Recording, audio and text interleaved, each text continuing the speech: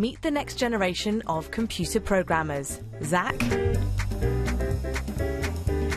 Elise and Barney. They can design anything for you, from apps to websites, all thanks to a piece of code which they write themselves. When I write a piece of code, I think it's quite exciting to see what it does and in what ways it breaks. But it's really sort of quite exciting to imagine that you've made this to do that. I was looking around on Google and I couldn't find like an episodes list anywhere, or just a website based on trying to find out stuff about Jason Lister, so I thought I'd make one. I am very good at web design, that's what I like doing, and it was £60,000 per year on the Job Centre. They've come to one of several nationwide events that teaches under 18s how to code. The idea came about after industry experts felt schools didn't cover it thoroughly enough in the curriculum, and they see it as an essential life skill. Understanding the digital world is absolutely paramount to this generation and the next generation, and even to our generation really, because at the moment, you know, most of us are mucking around in a digital space that we just don't understand. So if you just pick up the basics of programming, you understand that Google is an algorithm that was written by a person, it's not magic.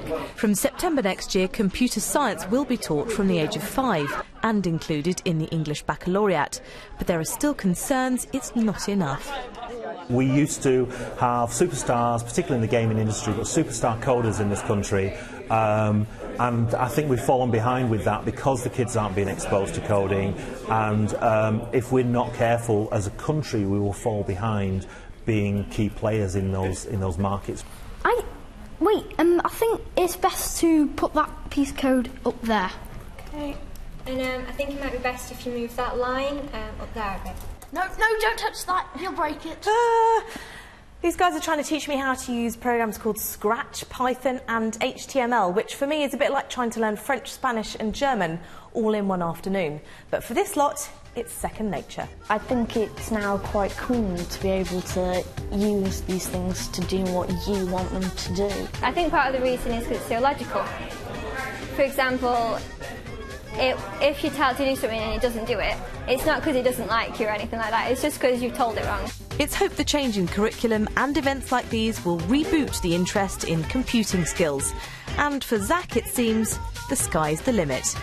Why I want to be a scientist and a programmer is because event stuff, like a teleporter, and it would have a little thing on where you type in like "let's go", so that would need programming too.